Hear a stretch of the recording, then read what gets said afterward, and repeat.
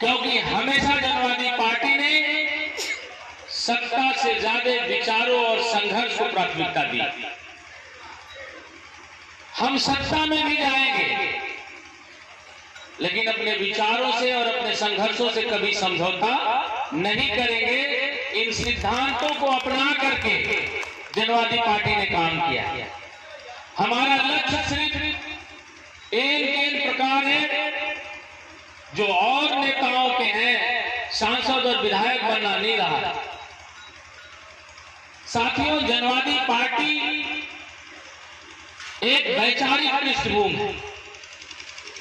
जैसे साम्यवाद है, समाजवाद है, वैसे जनवाद भी एक राजनीतिक विचारधारा है।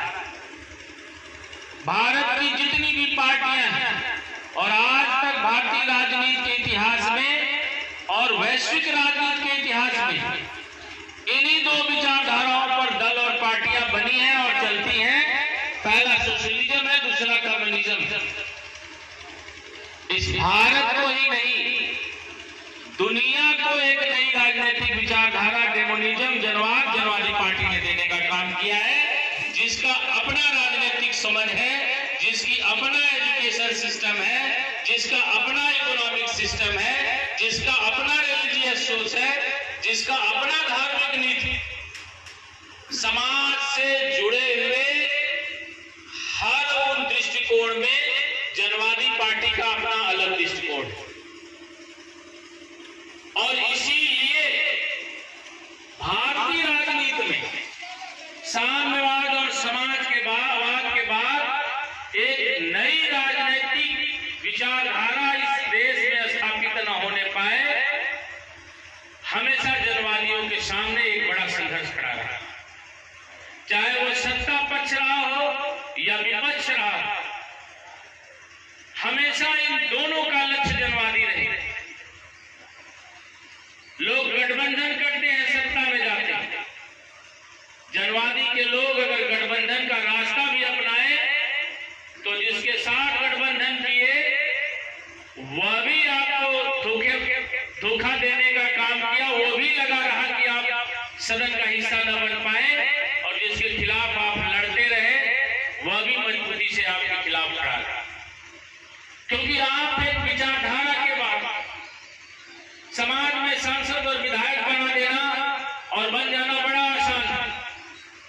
ऐसा नहीं है कि एक पिछड़े समाज में सांसद और विधायक नहीं, ऐसा नहीं है कि दलित समाज में सांसद और विधायकों की सुरेश भैया कोई कमी, लेकिन अभी यूजीसी का मामला आया तो चाहे वो हमारे समाज का सांसद और विधायक रहा होगा, चाहे दलित समाज का सांसद और विधायक रहा होगा, किसी की औकात नहीं पड़ी कि इसके समर्थन में रोड पर आकर के अपने पार्टी की नीतियों के खिलाफ बोल सके।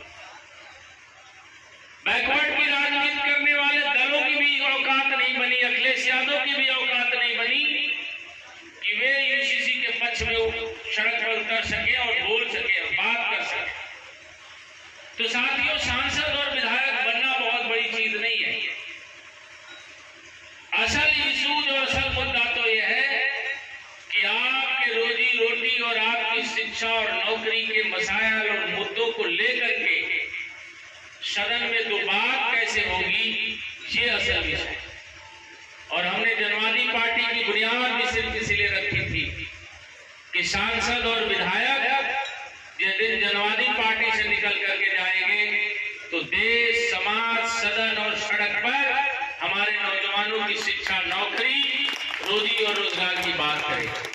डॉक्टर संजय सिंह चौहान जिंदाबाद, डॉक्टर संजय सिंह चौहान जिंदाबाद। साथियों, सफल न होना आज तक देश की संसद में